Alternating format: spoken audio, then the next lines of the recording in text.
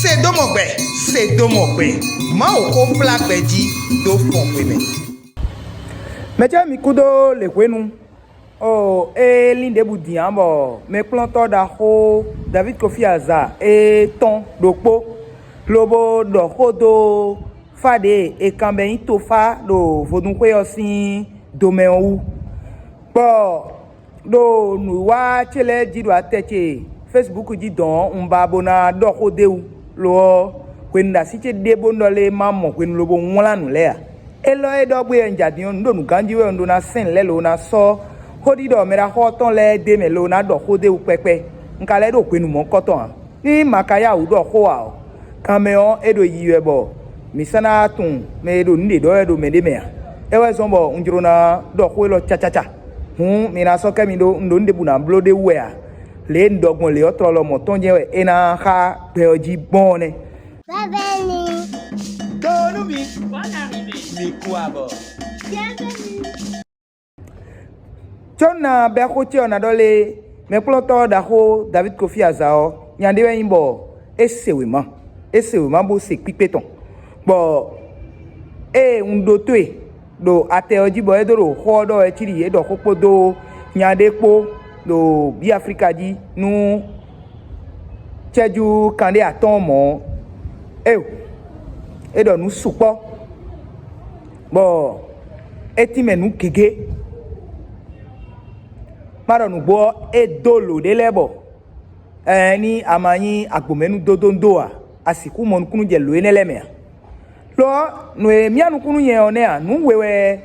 mianu kunu miro hodido ton lemebo na de inu we nele nunu koton ewe indo no me fli ganji okwe wa iyo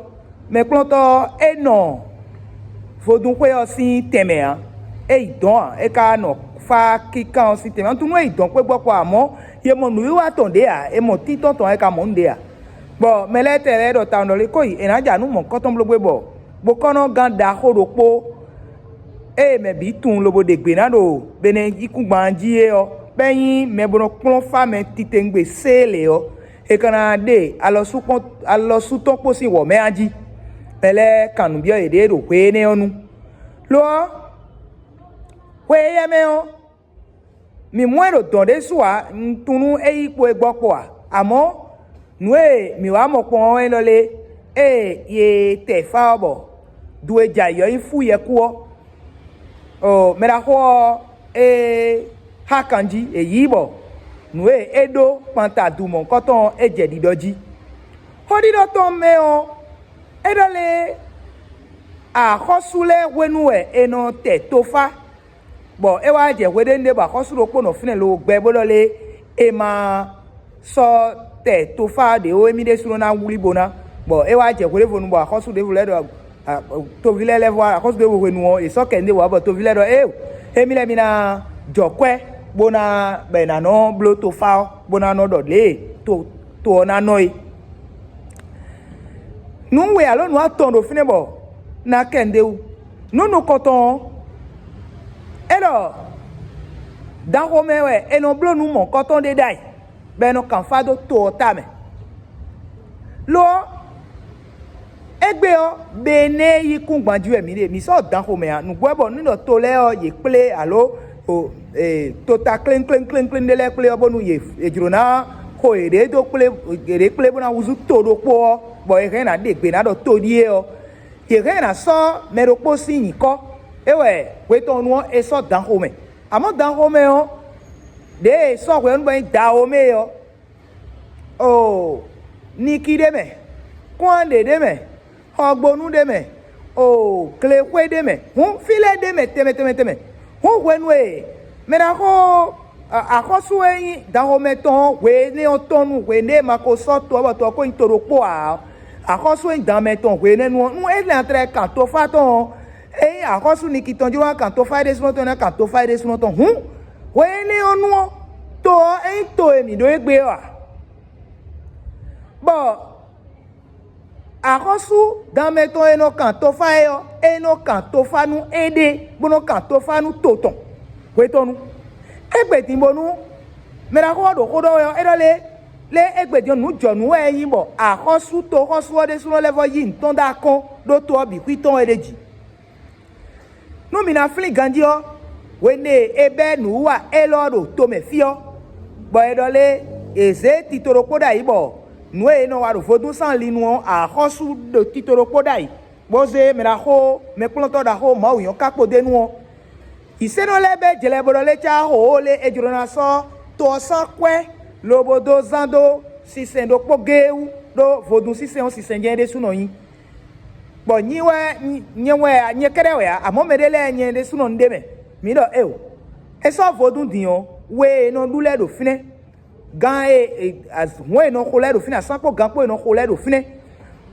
le no sonu gbon e bi do fine bo hun pale me o eno plonu enele bi hui me bo nu enele o hun pale o ye ke nu enele do te ba ye ke na so nu enele ba pare fine ba ke na sado to gudo le nu e kana blobo e mera so nu e hun to me ho bo so sado to gudo a o ewe akoso bo be nu e na sa ba e do akoso da kwe ba we gbona do wa to nu na ko e na o treso tito mon koton dai bo ndo tito e do ma de ma gidigidi kakabo tito no ayo e ku ino dandan o e na so to san kwe lobodo yi vando sisendo poge wo e ku imo e dandan o e kana le blo mo de su lo ye me ro fine dile o we to e hun ye re na khia nu we to lo na wa ichobo me de volensi we re na hun boy na khia nu hun ye me ro pobo ye ndo poro me do mo le me mi ka do mo boy ka wa je to fa kanjiro me wi sinu kan aparo po timbo na dodole fa eye yin vodun fa o nu kuchi we bo yo vo lot of probability bo edo o nwutun afo de kande fotonu kunopo bo nwutu enele o de ja yo we eno to bodo elo jayo lewe na igbon elo jayo lewe na igbon eyin apele bo no blo le na igbon hun nu e be to bodo aliene onu o me eno nya valu vodun le bo nya valu le bo no kwe chono kan fa lo amo edo kaka o nu kuchi si ali nu e fari lo e ka o sobo dondo vodun me yo mi lo na kwedo edo ba edo aliene nu bo edo mi lile bodo kodo kaka bo aje fine o mi adodole when we can fa me can fa yo edo fa kando to bi kwisi ta me mo edo eyin edo mo me na di nu fa mo koton le o me di nu mo koton le yan di na me ma di na mi de don le ami he mi na gondina ene o kamelia lo endo nu gboje do e fa de o nu me de di na po me ma di na po e de nu gbo do e de o e de siyan do fine me o me gra di nu e ton le o i na di na me maja di na leo yeke na chodo lo no ene me na ko fi azado bodole akosu ole voyi nu to da ko e je ke nu kunche me no wezo me je ke on die akosu ene o e da me kosua e na ono do fongbe bona yin gle pe nu gbonde buo e da me nua e da me kosua to ka yin da me a ene o bi we egbe bo mito egba ojo dan ho me yin ko do bo asoro bene do fide yin bene do bene to me fida iya ejo dan me ho do bo so asoro bene o e blo dan ho me sin le o ye wa igudo ndo mo di ondole e ku samlo dan ho me sin nde bu o do gbero ko chenu nbo no dido e di fon gbe we yin o gbe eno do gbe le bi ku ro bene to me o hun ndole e na hon dan ho me sin le bi gbe a lo to de le bi ku to hoho don de me to hoho akosuru to de le bi ku yo ye la do e to temeteme si bodo le no wa nu e to le gbon temeteme o si nte we zombo e na so dan me ton mo na so kweta nu to bi ku we ple ye de bonya ko do bodo le nu wacha to le bi ku to minaze bo so donu glo mo na so dan me ton bo so wo zo kwe azanu to bi ku ya no mo un de de a me de pasen de do o de men lesan gbasa bro le mo na igbon e ma ko yin na mo a o me la ko fi aza nu e na boda du pi bona do e kan hun to meto kan fa to meto e lo na jo to odo bonadole o togan esi uda jinjon be te fabo fugbidi yekubo hole bi ro po mi gbe ni an do mímọ togan ro fi togan ya ibo ni ofio edu fodun pe nu pe o e ide pon gbere a togan ye o ege na ifodun pe ege na gonfi yo e su lo e da ika to mo e de sunu ege na son bona yi afoyan pe jawe odiyan e na si pe obo wa mi tun han lo me ro popo e to po e no togan ro fine pe won we zombo nu e do ro fine obi ku yo ko to oton e mo hun togan de suno e ro kodo yo ede sudo na tundole ekuindo emile edo dido esiso jijo taniwe bodole le eze eyinu ton soda kon ede suna tunole miku yinde do akon ede suna tuno miku yinde do akon le nuokukan emio bohofo ekan ekeni togando hwa dio di togando hwa di me na doto di me na doto nu de tovi tosile do di do le do won ye reon to gan re na doto nu do fa no le de o boko no le de o bna do eten kasi uze de me do to gan re o ena blo ena doto ye bon de yin to me na so de me re to na do me do to me obi ku ijenda chebna do ko to to usi hun do de yen iseno diozon iseno le kere na da chebna do ko bo to Ghana si ayo me bi ku da chebna do ko de bo do ko bo to Ghana si hun apako ene o nyemrole me planto da ho Kofi Azao eto iken apako we go ewe ndo do we ayi zendie alo ko etenwe die glolo meton me la ho Kofi Azao le emi ko tunu e na jero ko afoto me do to me on bi ku ero ko afoto me do yo si kwe ko die don we nu mo ko ton ko de tebo edo mi tun si kwe afoto kwe ko die don e lesin bo e mi tun bi me la ho an local job ewe zeye o bo khle mi do ate ton Facebook di bodo le mo e onu bo e mo me la ho bo edo di do le e mi ko ro kan ene o ho e dion e li bodo le nu le na je bo nu da ho nu gbengbe le jije nu e alokplata nu do jijewe bo emi tun mi ka tun nu mo ko ton le na jere bo mi o do nu to gan le me do to nu teme le bro le we do na blo nu ogbon di yo ye kuka kenu dewu eto indole de ma ken dewu a e ma nu ka mo ko ton we aje zombo me ra ho eso poton lo bi o to ko di do sin alinu hu mere tun nu emi amopon we indole do no kwasun kwe atondi eglolo me don ton meon me la ko ewa ye inu lesinu kon do nu to beneto ko gbe ko bi ku ibrole edo nu wa do nu glo kaka bondole mere ma ro ton mere ma ko edo ede ona sewe a fie esi ku je lo na pe nu ku do nu mo ko ton lo blobo e na je hun gbe o je kan gbe o fi o e no je lebe si we ni onu emile o emi se gbeta bo bi o to hodido si gbeme bo ebio moel benesi gbe ta o me moel benene me bi e ka mo kunu je udole a to gan e do to ho edin o we gbe ta mo ko ton gudo to we de eto yin do eni o wele vodon pete kan ho wa hun mi tu hun apa ho we goji ne pete kan me ro le pete kan do honu bo me kusi bi eme o dole ede ukaka bondole nwa eje alosu jiro fleme o ene o na vekanda waya ene o nse lo ene o bo he wu do lo cha pleje no de mamo ahun na dokuro ponu me ploto da ho Kofi Azado alienenu do o sunu eni ede lo ene to na no za wewe amo me da lo su oyin wedo fi ele wo ti me gajiro le togan miton Patrice Talon we da lo su oyin we do do ede ukaka bondole ede siyon le ewa pete kan bo honu bo ede siyon le nu na jero beneon le mi de sunu mi na pa lota mi na lo vina ino gbigba glo nu ede yo e di do e vandole me la ko e kunu na jete sin ganji o ne tro te to me ye traverse no le edo foduno le sin ple de blo o edo ye mewe sin me ye me na pe nkundo vodun sin le ulo do ba khoso de gbe na le o nvesi no edo ye me wesi botre nwla nu lo brole e we nbo kono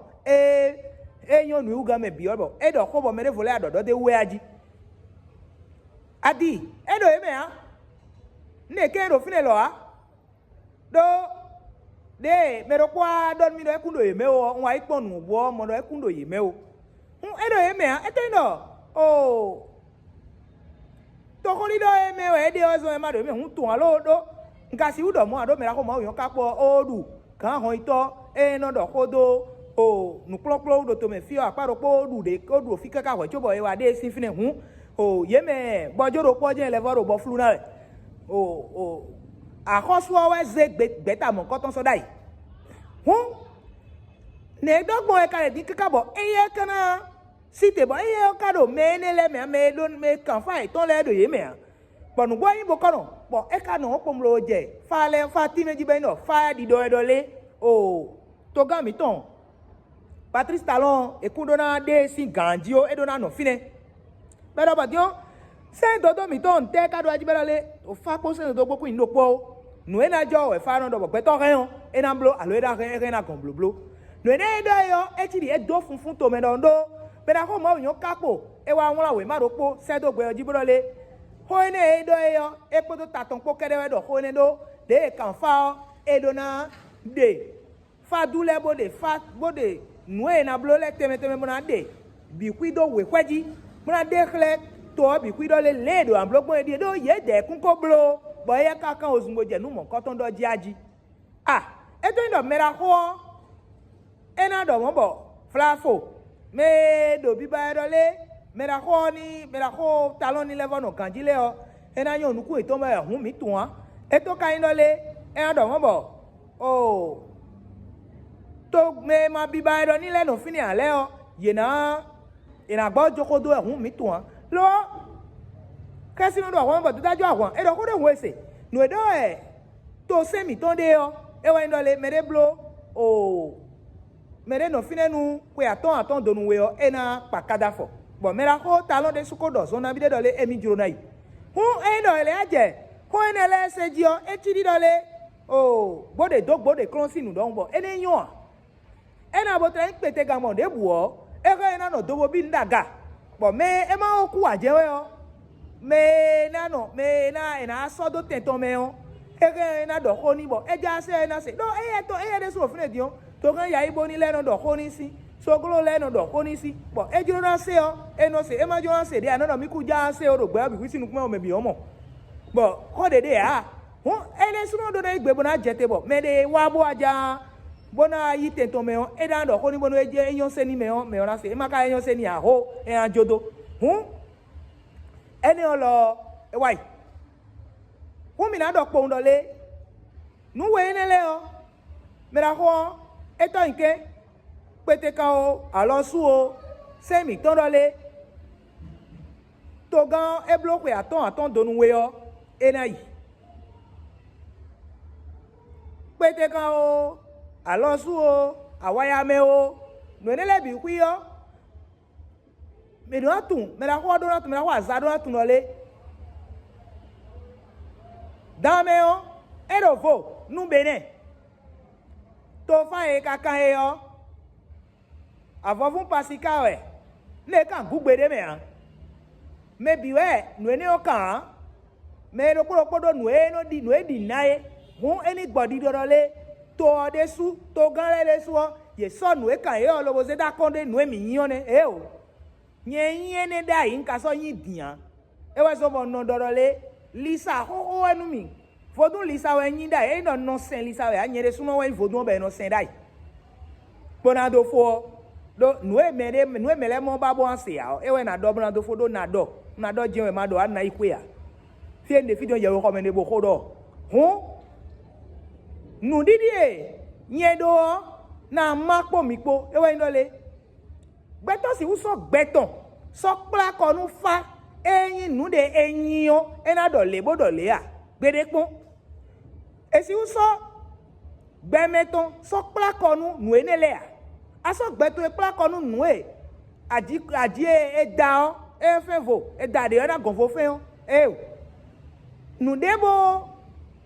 bo vekwe usika nous debo ena otre leo nous fa gbondebo blo gbondebo kaka nous debo da gani nous debo da ganu fa we ro Jésus Christ